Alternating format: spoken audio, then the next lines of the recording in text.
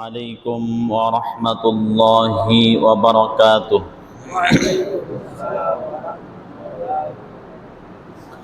الحمد لله نحمده ونستعينه ونستغفره ونؤمن به ونتوكل عليه ونعوذ بالله من شرور أنفسنا ومن سيئات أعمالنا. من يهده الله فلا مضل له ومن يضلله فلا هادي له. ونشهد أن لا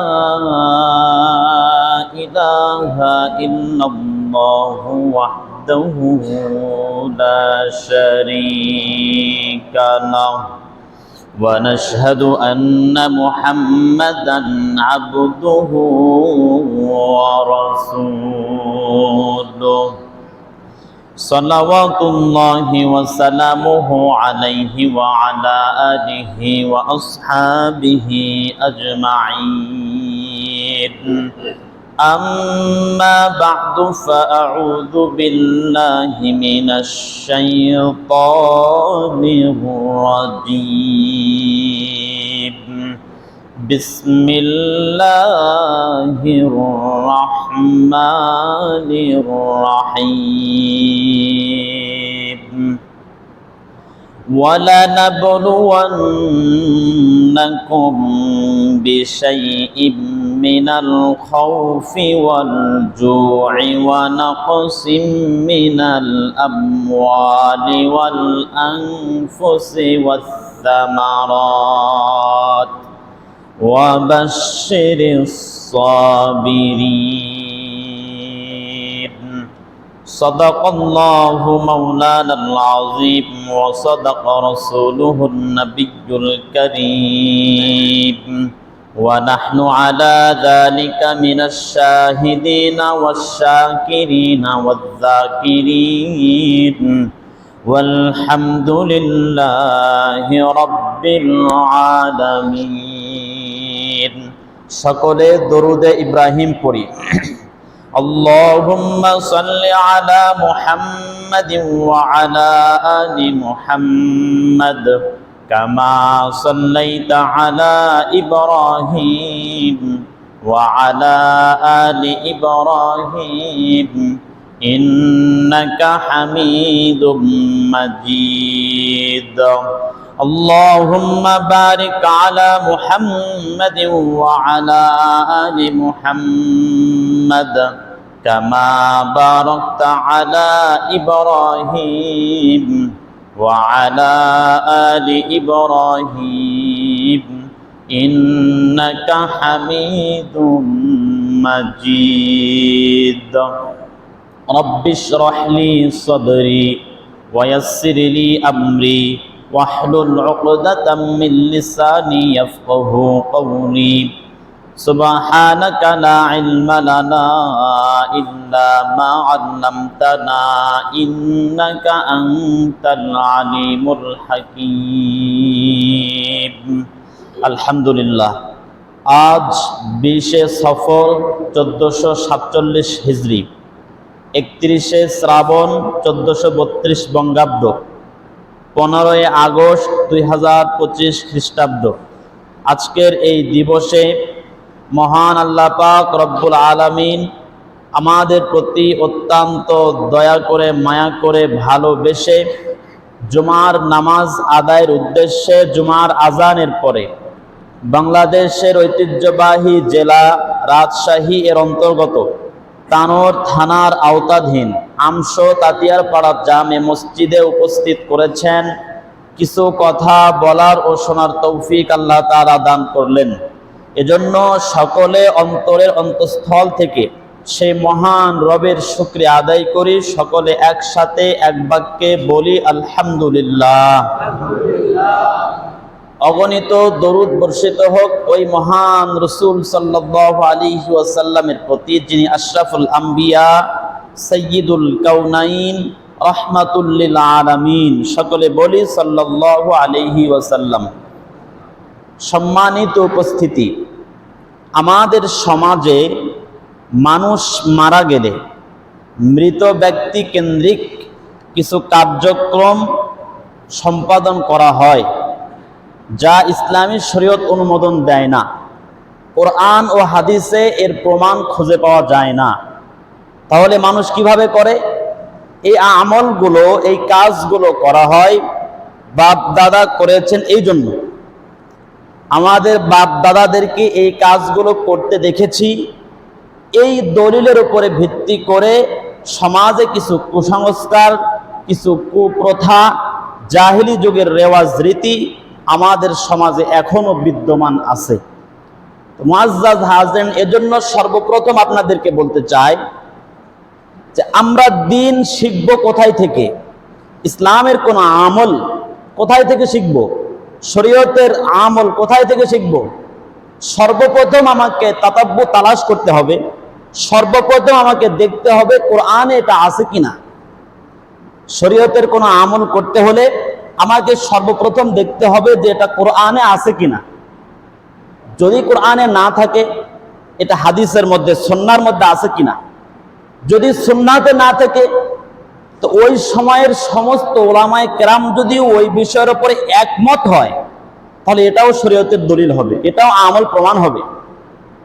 হ্যাঁ, বর্তমান সময়ের সমস্ত আলেম এর উপরে একমত না, ওই সময় আমাকে কোরআন হাদিসের উপরে কিয়াস করতে হবে। তাহলে শরীয়তের দলিল চারটা, আমাদের নিকটে শরীয়তের দলিল চারটা।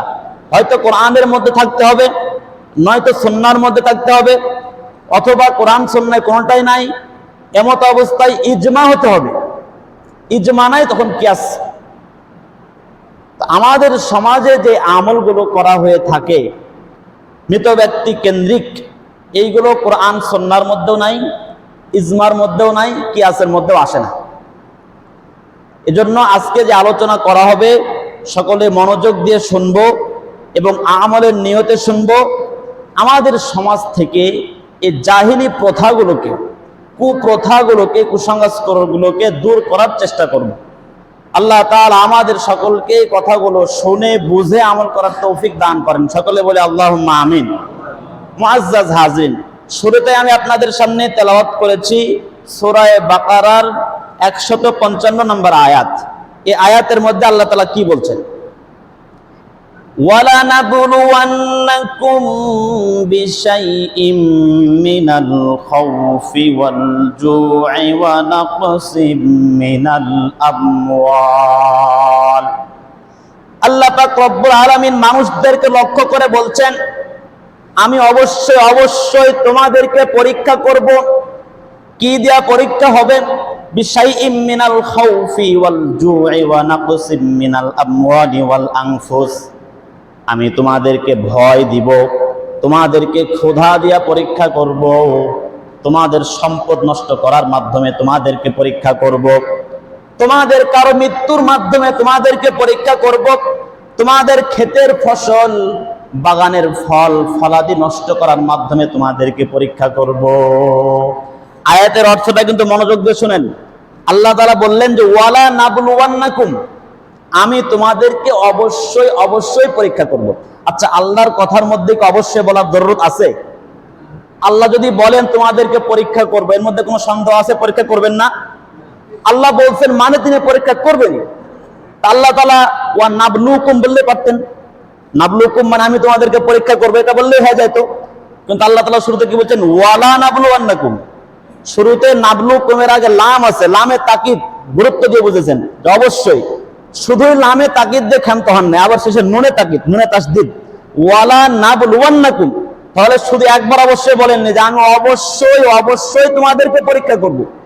তাহলে আল্লাহ তাআলা যে আমাদেরকে পরীক্ষা করবেন এর মধ্যে কোনো সন্দেহ নাই। এখন কি দিয়ে পরীক্ষা করবেন? তোমাদেরকে ভয়ের মাধ্যমে, ক্ষুধা দেওয়ার মাধ্যমে, তোমাদের ক্ষেতের ফসলাদি নষ্ট করার মাধ্যমে, বাগানের ফল ফলাদি নষ্ট করার মাধ্যমে, তোমাদের কারো মৃত্যুর মাধ্যমে তোমাকে পরীক্ষা করব। তোমার বাবাকে মৃত্যু দিয়ে দিব, দিয়ে তোমাকে পরীক্ষা করব। তোমার মায়ের মৃত্যু দিয়ে তোমাকে পরীক্ষা করব। তোমার সন্তান ছেলে মেয়ের মৃত্যু দিয়ে তোমাকে পরীক্ষা করব। তোমার স্ত্রীর মৃত্যু দিয়া তোমাকে পরীক্ষা করব। তাহলে বোঝা গেল আল্লাহ তাআলার এই পরীক্ষা থেকে কারো বাঁচার সুযোগ নাই, কেউ মুক্তি পাবে না, সকলকেই পরীক্ষা দিতে হবে। হ্যাঁ, আয়াতের এতটুকু বুঝা আসছে তো যে আমাদের যে পরীক্ষা হবে এটা তো নিশ্চিত। তাহলে পরীক্ষার মধ্যে একটা হলো যে আমাদের কারো মৃত্যুর মাধ্যমে আমাদেরকে পরীক্ষা করা হবে। হয়তো আমার বাবা অথবা মা অথবা ছেলে সন্তান অথবা স্ত্রী, কারো মৃত্যুর মাধ্যমে আমাকে পরীক্ষা করা হবে। এই পরীক্ষা যে করা হবে কয়েকটা বস্তুর মাধ্যমে, এর মধ্যে এটাও একটা। আয়াতের পরে আল্লাহ তাআলা বলছেন ওয়াবাশশিরিস সাবিরিন, ওগো আল্লাহর রাসূল আপনি ধৈর্যশীলদের কিছু সংবাদ দান করেন। কোন ধৈর্যশীলকে সুসংবাদ দান করা হবে? আল্লাহ তাআলা বলছেন আল্লাযীনা ইযা আসাবাতুহুম মুসিবা, ওই সমস্ত ধৈর্যশীলকে আপনি সুসংবাদ দেন যারা মুসিবতে পড়লে, বিপদ পড়লে, বিপদে আপদে আক্রান্ত হলে ক্বালু ইন্না লিল্লাহি ওয়া ইন্না ইলাইহি রাজিউন, যারা বিপদে আপদে পড়লে এই দোয়াটা বলে, কোরআনের আয়াতটা বলে। আল্লাহ তাআলা রাসূলকে বললেন যারা বিপদে পড়লে ইন্না লিল্লাহি ওয়া ইন্না ইলাইহি রাজিউন বলে, এই সমস্ত ধৈর্যশীলকে আপনি কি করেন? সুসংবাদ দেন। কি সুসংবাদ?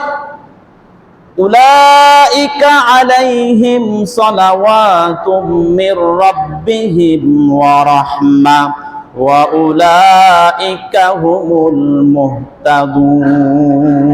সুসংবাদ হলো ওই সমস্ত ধৈর্যশীল বান্দাদের উপরে রব্বুল আলামিনের পক্ষ থেকে রহমত নাজিল হয়, রব্বুল আলামিনের পক্ষ থেকে অনুগ্রহ আর দয়া নাজিল করা হয়। ওয়া উলাইকা হুমুল মুহতাদুন, আর ওই সমস্ত ধৈর্যশীল বান্দারাই হলো হেদায়েতের পথে আছে, এরাই সুপথে পরিচালিত, এরাই হলো সুপথ প্রাপ্ত। এটা হলো সুসংবাদ। তাহলে এবার বুঝেন, আয়াতের শুরুতে পাইলাম যে আল্লাহ তাআলা অবশ্যই পরীক্ষা করবেন, আর আয়াতের শেষ অংশ থেকে পরবর্তী আয়াত পর্যন্ত বলা হলো যে আল্লাহর রাসূলকে আপনি ধৈর্যশীলদেরকে সুসংবাদ দেন। তার মানে বোঝা গেল যে আমাদেরকে যখন পরীক্ষা করা হবে, এই পরীক্ষাটা আমাদের জন্য মুসিবত এবং বিপদ আপদ, আর বিপদ আপদ আসলে আমাদেরকে ধৈর্য ধারণ করতে হবে। বিপদ আপদ আসলে আমাদেরকে ধৈর্য ধারণ করতে হবে। তাহলে আয়াত থেকে শিক্ষা কি পাইলাম?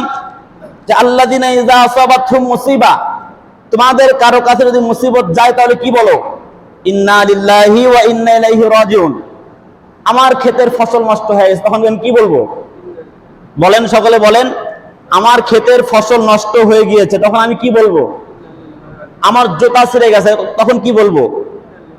আমার ক্ষেতের ফসল, বাগানের ফল ফলাদি যাই কিছু হোক না কেন, আমি ক্ষুধায় আক্রান্ত, ভয় আক্রান্ত, বিভিন্ন রোগ শোকে আক্রান্ত, কি বলবো? ইন্না লিল্লাহি ওয়া ইন্না ইলাইহি রাজিউন। কেউ মারা গেছে, তখন কি বলবো?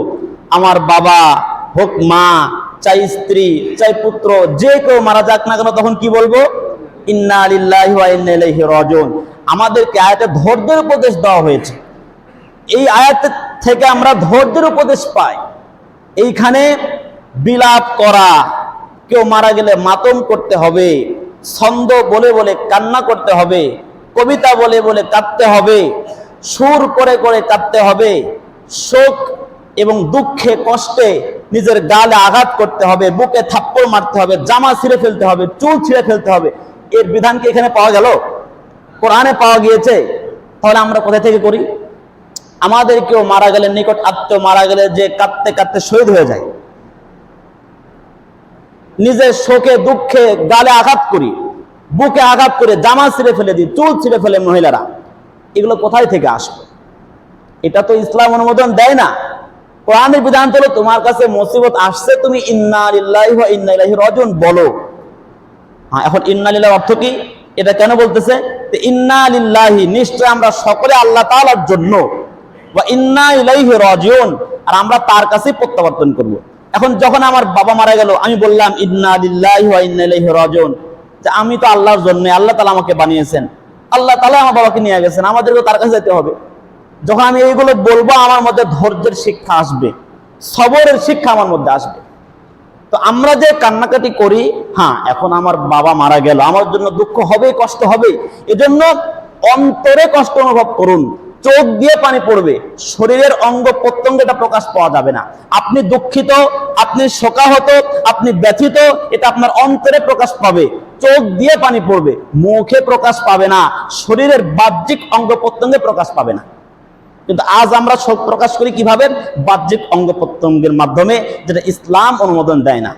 মুআজ্জাজ হাজরিন, এই শেষ আয়াত 157 নম্বর আয়াত সূরা বাকারার এই আয়াতের তাফসীর ইবনে কাসিরের মধ্যে মুসনাদে আহমদ থেকে একটা হাদিস নিয়ে আসা হয়েছে।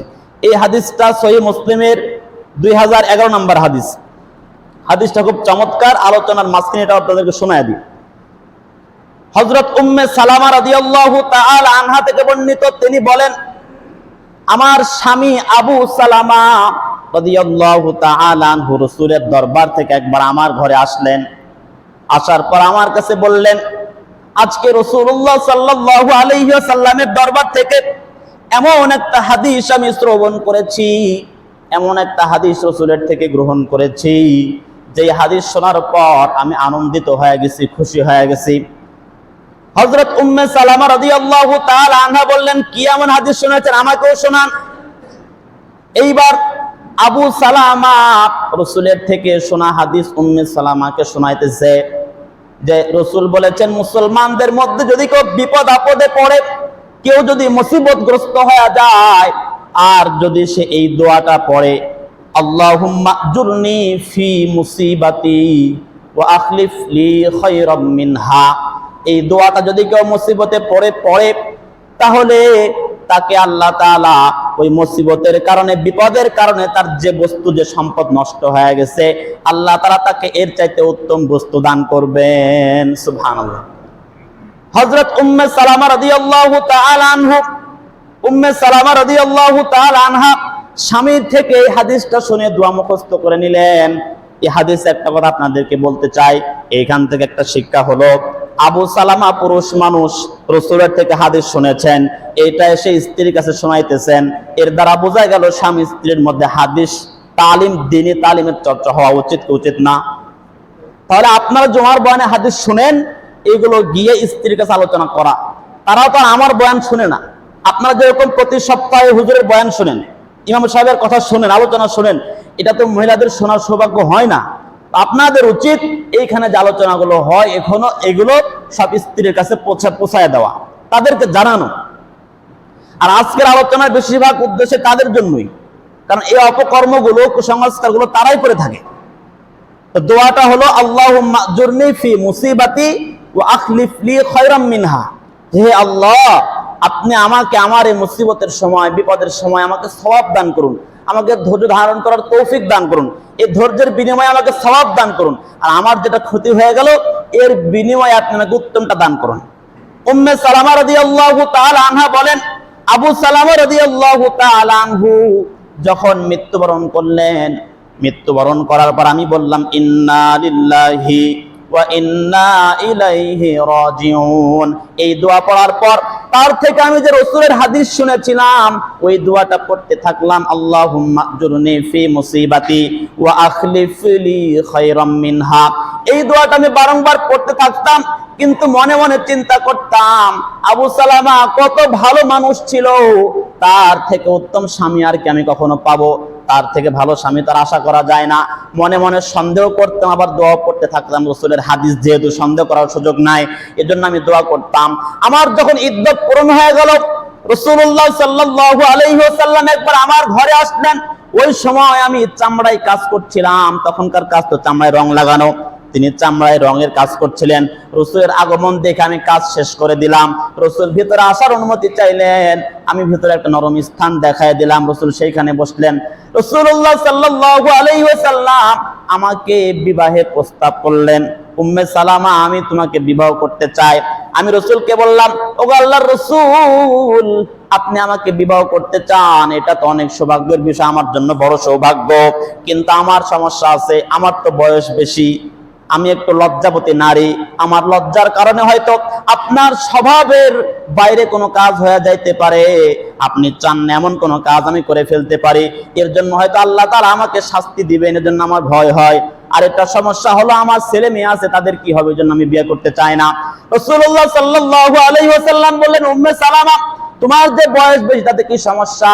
আমারও তো বয়স বেশি, আর তোমার যে ছেলে মেয়ে গুলো আছে আজ থেকে তারা আমারই ছেলে মেয়ে। আর তুমি যে বলতেছো তোমার জেদ বেশি, তোমার লজ্জা বেশি, এই লজ্জার জন্য আমি আল্লাহ তাআলার কাছে দোয়া করব, আল্লাহ তাআলা তোমার লজ্জা দূর করে দিবেন। এবার উম্মে সালামা রাদিয়াল্লাহু তাআলা আনহু রাসূলের সঙ্গে বিবাহ বসার জন্য রাজি হয়ে গেলেন, উভয়ের মাঝে বিবাহ সম্পন্ন হয়ে গেল। উম্মে সালামা বলেন, আবু সালামা মৃত্যুর পর আমি যে দোয়া করতাম, মনে মনে সন্দেহ করতাম যে তার থেকে উত্তম স্বামী তো আমি আর পাবো না, কিন্তু এই যে সন্দেহ করতাম আর দোয়া করতাম, এই দোয়ার ফজিলতে আল্লাহ তাআলা আমাকে দেখিয়ে দিয়েছেন আবু সালামার কেন, তার চাইতে কেন পুরা পৃথিবীর মধ্যে সর্বশ্রেষ্ঠ মহামানব মুহাম্মদুর রাসূলুল্লাহ সাল্লাল্লাহু আলাইহি সাল্লামকে তোমার স্বামী বানায় দিলাম। সুবহানাল্লাহ। তাহলে এই দোয়ার ফজিলত আছে না নাই? এজন্য মুসিবত আসলে এই দোয়া পড়া উচিত। প্রত্যেক মুসিবত, যত ধরনের মুসিবত আছে, সবচেয়ে ছোট মুসিবত কি? জুতা ছিঁড়ে যাওয়া। রাস্তায় চলতেছেন, জুতা ছিঁড়ে গেল, মুসিবত কিনা, বিপদ কিনা? তো এর জন্য দোয়াটা পড়বেন। বলার উদ্দেশ্য হলো, যদি এই ছোট মুসিবতের জন্য দোয়াটা পড়তে পারেন, তাহলে বড় মুসিবতে কত পড়া দরকার? ঠিক আছে? হ্যাঁ, তো যে কথাগুলো বলছিলাম, আমাদের সমাজে সবচেয়ে বেশি হয়ে থাকে বিলাপ, মাতম, মানে কান্নাকাটি করা। এইগুলো হাদিসে কঠোরভাবে নিষেধ করা হয়েছে। কিতাবের নাম সহিহ বুখারী, হাদিস নাম্বার 1297। এই হাদিস বর্ণনা করেছেন হযরত আব্দুল্লাহ ইবনে মাসউদ রাদিয়াল্লাহু তাআলা আনহু। হাদিসের মধ্যে অনেক ভয়াবহ কথা লেখা আছে। আন আব্দুল্লাহ ইবনে মাসউদ রাদিয়াল্লাহু তাআলা আনহু قال قال رسول الله صلى الله عليه وسلم ليس منا من ضرب الخدود وشق الجيوب ودعا بدعوى الجاهلية। হযরত আব্দুল্লাহ ইবনে মাসউদ রাদিয়াল্লাহু তাআলা আনহু থেকে বর্ণিত, তিনি বলেন রাসূলুল্লাহ সাল্লাল্লাহু আলাইহি ওয়াসাল্লাম ইরশাদ করেছেন, তোমাদের মধ্যে যে ব্যক্তি কারো মৃত্যুর কারণে শোকে নিজের গালে আঘাত করে, বুকে আঘাত করে, নিজের জামা ছিঁড়ে ফেলে, আর কবিতা বলে বলে, ছন্দ বলে বলে কান্না করে, জাহেলি যুগের মেয়ে লোকেরা যেরকম করতো, তোমাদের মধ্যে যারা এরকম করবে, লাইসা মিন্না, তারা আমার উম্মতের অন্তর্ভুক্ত না। নাউজুবিল্লাহ। আচ্ছা, রাসূল যদি আপনাকে বলেন যে তুমি আমার উম্মতের অন্তর্ভুক্ত না, তখন আমার কি উপায় হবে? রোজে কিয়ামত, হাসরের ময়দানে, ওই কঠিন ভয়াবহতার সময় যখন সমস্ত মানুষ ইয়া নাফসি ইয়া নাফসি ইয়া নাফসি বলে ক্রন্দন করতে থাকবে, কারো কোনো উপায় থাকবে না। হাত্তাকে সমস্ত নবী রাসূলরা পর্যন্ত যখন ইয়া নাফসি ইয়া নাফসি ইয়া নাফসি বলে ক্রন্দন করতে থাকবে, ওরা হাসরের ময়দান শুধু একটাই আওয়াজ, আমার কি হবে, আমার কি হবে, আমার কি হবে। ঠিক ওই মুহূর্তে একটা মাত্র মানুষ ভিন্ন আওয়াজ তুলবেন, তার মুখের ভাষাটা ভিন্ন হবে। তিনি বলবেন, ইয়া উম্মতি ইয়া উম্মতি ইয়া উম্মতি, আয় আল্লাহ, আমার উম্মতকে আপনি বাঁচান, আমার উম্মতকে জাহান্নাম থেকে বাঁচান, আমার উম্মতকে জাহান্নাম থেকে বাঁচান। ওই কঠিন ভয়াবহতার সময় যে রাসূল আমাদের জন্য সুপারিশ করবেন, ওই রাসূলের কাছে কিয়ামতের ময়দানে আপনি আর আমি যারা বিলাপ করেছি, আত্মীয় স্বজন মারা যাওয়ার কারণে যারা হাই হতাশ করে কান্না করেছি, চিৎকার করে কান্না করেছি, কবিতা বলে বলে কান্না করেছি, ছন্দ পাঠ করে করে কান্না করেছি, মাথার চুল ছেড়ে ফেলেছি, বুকের জামা ছেড়ে ফেলেছি, এরকম কুসংস্কার আর কুপ্রথা যারা করেছিলাম, রাসূল তাদেরকে বলবেন, তোমরা আমার উম্মত না, তোমাদের জন্য কোনো সুপারিশ নাই। তখন আপনার আমার কি অবস্থা হবে? তাহলে আমরা যে এই অন্যায়গুলো করতেছি, এই কান্নাকাটি, হ্যাঁ আমি তো বললাম প্রথমেই, শোক প্রকাশ হবে দিলে দিলে, মনে মনে শোক প্রকাশ হবে, চোখ দিয়ে শুধু পানি পড়বে, মুখে কিছু বের হবে না, হাত দিয়ে কোনো কিছু প্রকাশ পাবে না। আল্লাহ তাআলা আমাদের সকলকে এই গুনাহ থেকে বাঁচার তৌফিক দান করেন, বিলাপ করা থেকে, মাতম করা থেকে আল্লাহ তাআলা আমাদেরকে বাঁচান। সকলে বলে আল্লাহুম্মা আমিন। তাহলে যারা বিলাপ করে তাদের 1 নম্বর শাস্তি হলো তার রাসূলের উম্মত থেকে বের হয়ে যায়। 2 নম্বর শাস্তি, যে বিলাপকারী তাকে তার নিজেকে শাস্তি দেওয়া হবে কিয়ামতের ময়দানে। কিতাবের নাম সুনানে ইবনে মাজাহ, হাদিস নাম্বার 1582। এই হাদিস বর্ণনা করেছেন আব্দুল্লাহ ইবনে আব্বাস রাদিয়াল্লাহু তাআলা আনহু। আন আব্দুল্লাহ ইবনে আব্বাস রাদিয়াল্লাহু তাআলা আনহু قال قال رسول الله صلى الله عليه وسلم النياحة على الميت মিন আমরিল জাহিলিয়া। আব্দুল্লাহ ইবনে আব্বাস রাদিয়াল্লাহু তাআলা আনহু থেকে বর্ণিত, তিনি বলেন রাসূলুল্লাহ সাল্লাল্লাহু আলাইহি ওয়াসাল্লাম ইরশাদ করেছেন, জাহিলি যুগের মতো যে বিলাপগুলো করা হয়, এই বিলাপটা হলো জাহিলি যুগের একটা অভ্যাস, জাহিলি যুগের কাজ। ফা ইন্নান নাইহাতা লাম ইন লাম তাতুব ক্বাবলা আন তামুতা। এই বিলাপকারিণী যারা বিলাপ করে, ক্রন্দন করে, তারা যদি মৃত্যুর আগে তওবা না করে, ফা ইন্নাহু তুবাসু ইয়াউমাল কিয়ামা, তাদেরকে কিয়ামতের দিন খুব ভয়াবহ অবস্থায় উপস্থিত করা হবে। কেমন ভয়াবহ অবস্থা? কিয়ামতের দিন তাদেরকে আলাইহা সারাবিলু মিন কাতিরান, তাদেরকে এমন পোশাক পরানো হবে যেটা আলকাতরা যুক্ত পোশাক পরায়া কিয়ামতের ময়দানে উপস্থিত করা হবে। সুম্মা ইউলা আলাইহা বিদিরইম মিন লাহাবিন নার, আগুনের অগ্নিশিখা থেকে তৈরি একটা বর্ম পোশাক তাদেরকে পরায়া দেওয়া হবে। একে তো আলকাতরা যুক্ত পোশাক পরায়া তাদেরকে কিয়ামতের ময়দানে উঠানো হবে, এর উপর আবার আগুনের পোশাক পরায় দেওয়া হবে। তাহলে শাস্তিটা কত ভয়ানক! তাহলে যারা এরকম বিলাপ করেন তাদের তওবা করা উচিত। হাদিসের মধ্যে বলা হয়েছে তওবা করে মারা না গেলেই শাস্তি। অতএব যারা অতীতে করে ফেলেছেন, নিজের স্ত্রীরা, মেয়েরা, মা বোনেরা যারা এরকম করেছেন, তাদেরকে তওবা করতে বলবে, আর ভবিষ্যতে যেন এরকম কেউ না করে। সবগুলো সহিহ হাদিস থেকে বলতেছি, একটাও জয়ীফ না। সুনান ইবনে মাজার হাদিস বললাম। 3 নম্বরে আসেন, এই কাজটা জাহেলি যুগের একটা প্রথা, কুপ্রথা। রাসূল এক হাদিসের মধ্যে বলেছেন যে জাহেলি যুগের যে প্রথাগুলো আছে, এর মধ্যে 4টা প্রথা আমার উম্মতের মধ্যে থেকে গেছে, এরা এটা ছাড়তে চায় না। কিন্তু এই প্রথাগুলো জাহেলি যুগের। তার মধ্যে একটা হলো বিলাপ করে ক্রন্দন করা, ছন্দ বলে বলে কাঁদা, এই একটা। এটা হলো সহিহ মুসলিম এর 2049 নম্বর হাদিস। সময় সংক্ষেপের কারণে হাদিসটা বললাম না। এরপরে আসেন 4 নাম্বার, এটাই সর্বশেষ হাদিস। সেটা হলো এই বিলাপ করার কারণে, কান্না করার কারণে মৃত ব্যক্তিকে আযাব দেওয়া হয়। আমি আপনি আমার বাবা মা মারা যাওয়ার কারণে ক্রন্দন করতেছি, কি মনে করে? যে মনে করতেছেন যে আপনি কাঁদতেছেন, আপনার বাবা মনে করবে যে আমার জন্য দুনিয়াতে ভালোবাসার কেউ ছিল, আমার জন্য দুনিয়াতে কান্না করার কেউ ছিল, এরকম কিছু? বরং আপনি যে কান্না করতেছেন এজন্য মৃত ব্যক্তির কবরে আযাব হচ্ছে, তাহলে আমার এই কান্না করার ফায়দা কি? আমার কান্নার কারণে যদি মৃত ব্যক্তির আযাবই হয়, তাহলে আমি কেন এই বিলাপটা করবো, কেন মাতম করব? বলেন আমাকে, তো কোনো যৌক্তিকতা আছে? হ্যাঁ, যদি আমার এই কান্নার কারণে তার কোনো উপকার হইতো, তার ভালো লাগতো, সে ভালোবাসা পাইতো, এরকম মনে হইতো, তাহলে না ঠিক ছিল। কিন্তু যেহেতু হাদিসের মধ্যে বলাই হয়েছে যে মৃত ব্যক্তিকে আযাব দেওয়া হয়, তাহলে আমরা কেন এই কাজটা করতে যাই? কেন বিলাপ করি? মানুষকে দেখানোর জন্য? আল্লাহ তাআলা আমাদেরকে এই রোগ থেকে হেফাজত করেন। সহিহ মুসলিম হাদিস নাম্বার 2027, এই হাদিস বর্ণনা করেছেন আব্দুল্লাহ ইবনে উমর রাদিয়াল্লাহু তাআলা আনহু। আন আব্দুল্লাহ ইবনে উমর রাদিয়াল্লাহু তাআলা আনহু আন্না হাফসা রাদিয়াল্লাহু তাআলা আনহা বাকাত আলা উমর। হযরত হাফসা রাদিয়াল্লাহু তাআলা আনহা, উমর রাদিয়াল্লাহু তাআলা আনহুর মেয়ে, তিনি উমর রাদিয়াল্লাহু তাআলা আনহুকে যখন আক্রান্ত করে দেওয়া হয়েছিল, আহত করে দেওয়া হয়েছিল, শত্রুরা আক্রমণ করেছিল, তিনি মৃত্যু সজ্জায় কাতর। হাফসা রাদিয়াল্লাহু তাআলা আনহা নিজের মেয়ে পাশে বসে ক্রন্দন করতেছেন, কান্না করতেছেন। ফাকালা উমর মাহলান ইয়া বুনাইয়াতু, সঙ্গে সঙ্গে উমর রাদিয়াল্লাহু তাআলা আনহু মৃত্যু সজ্জায় কাতর, এত ভয়াবহ পরিস্থিতিতেও নিজের মেয়ের কান্না বন্ধ করে দিয়েছেন। মাহলান ইয়া বুনাইয়াতু, ও আমার স্নেহের মেয়ে, ভালোবাসার কন্যা, সাবধান, কান্না করো না। দেখেন তাহলে এটা কত বড় গুনাহ। তিনি মৃত্যু সজ্জায় কাতর, ঠিক এই সময় তাকে নিষেধ করছেন যে কান্না করবা না।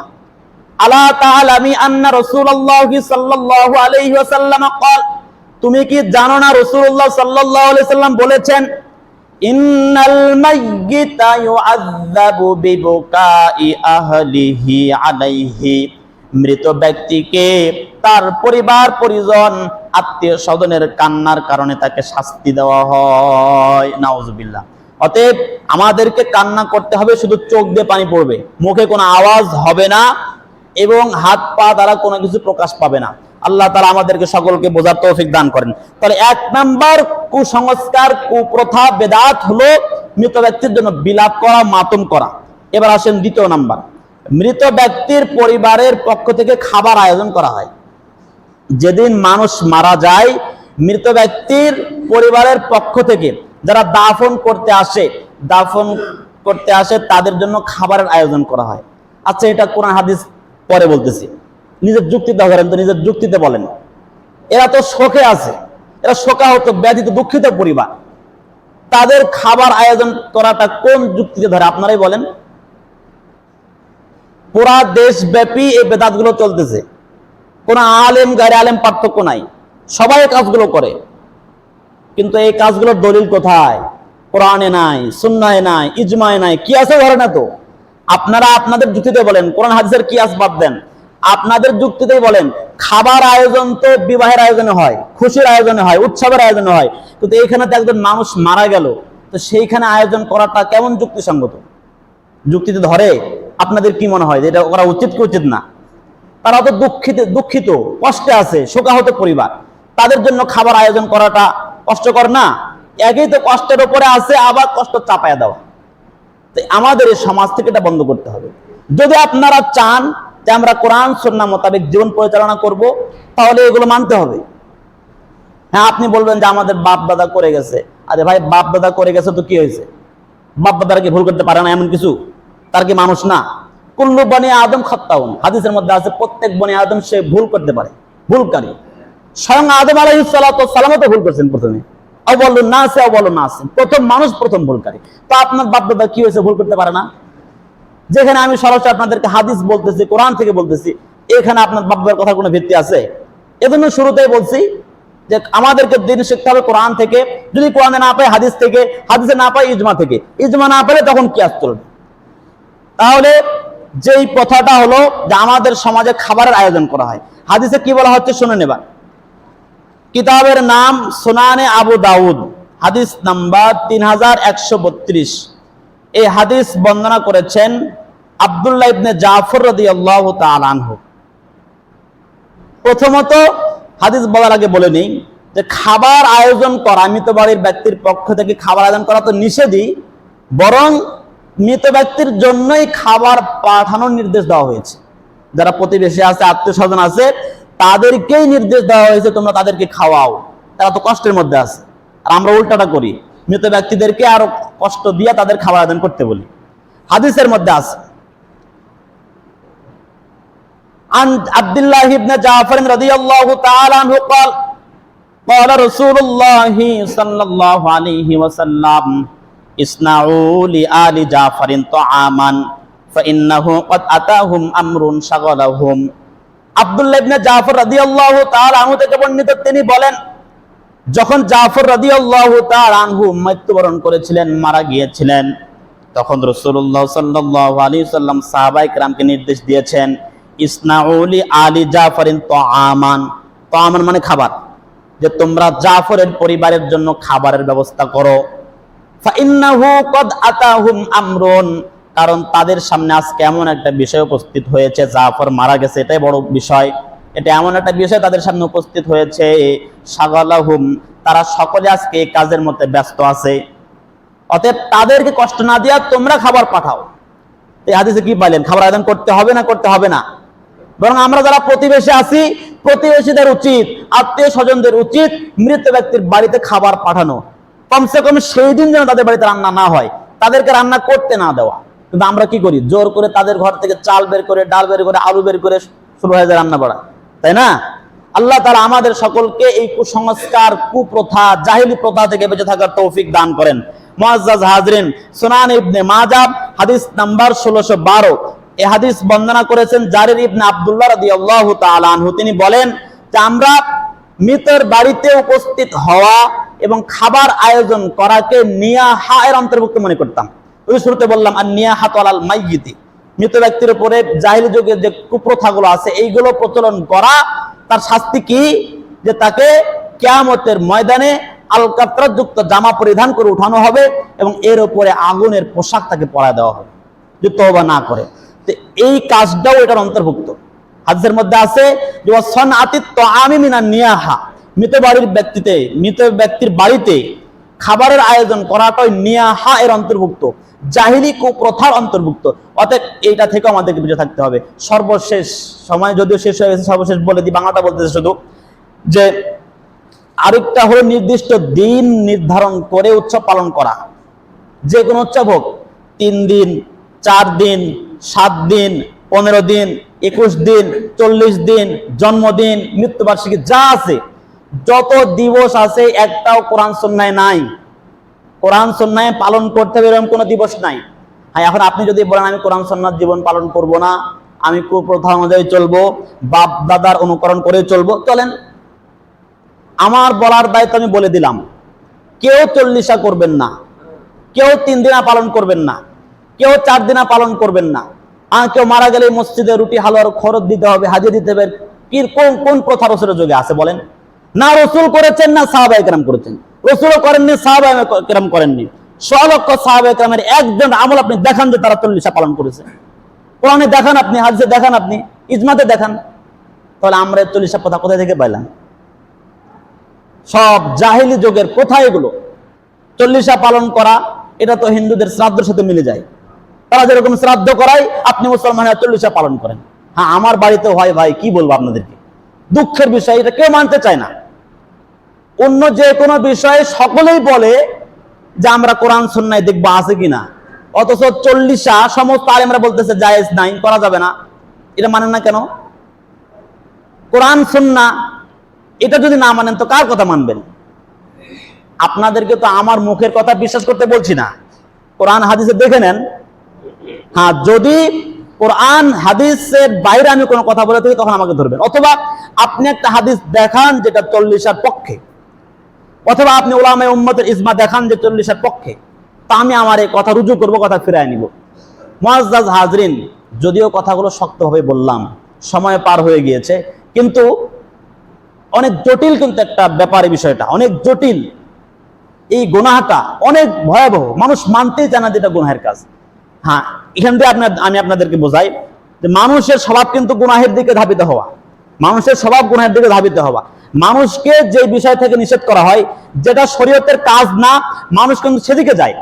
আপনি একজনকে বলেন ভাই তুমি নামাজ পড়ো, রোজা রাখো, হজ করো, জাকাত দাও, দিবে? জাকাত দিবে? হজ করবে? আচ্ছা, আমি তো প্রায় 1 বছর থেকে বয়ান করতেছি, আমার ওয়াজ শুনে কয়জন জাকাত দিছে? আমার ওয়াজ শুনে কয়জন নামাজ ধরছে? কয়জন রোজা রাখছে বলেন? পাবেন না। কিন্তু আমি যদি বলি ভাই গান শোনেন না, টিভি দেখবেন না, সিনেমা দেখবেন না, জেনা করবেন না, সুদ খাবেন না, ঘুষ নেবেন না, একজনে বন্ধ করছে? সবাই আপন অবস্থায় আছে কিনা? অতএব বোঝা যায় মানুষদেরকে যে কাজ থেকে নিষেধ করা হয় মানুষরা সেই কাজ করার প্রতি আগ্রহী। অতএব 40 3 দিনা মৃত ব্যক্তির বাড়িতে খাবার জন্য একত্রিত হওয়া, সবগুলোর জন্য উলামায়ে কেরাম নিষেধ করতেছেন। আপনারা বাড়াবাড়ি করে করেন মানে বোঝা এটা হারাম কাজ। আল্লাহ তাআলা আমাদের সকলকে বোঝার তৌফিক দান করেন, এই সমস্ত কাজ থেকে বেঁচে থাকার তৌফিক দান করেন, কোরআন ও সুন্নাহ অনুযায়ী আমল করার তৌফিক দান করেন। সকলে বলেন আল্লাহুম্মা আমিন। ওয়া আখিরু দাওয়ানা আলহামদুলিল্লাহি রাব্বিল আলামিন। যারা সুন্নাত পড়েন নাই সুন্নাত পড়ে নিন। আসসালামু আলাইকুম ওয়া রাহমাতুল্লাহ।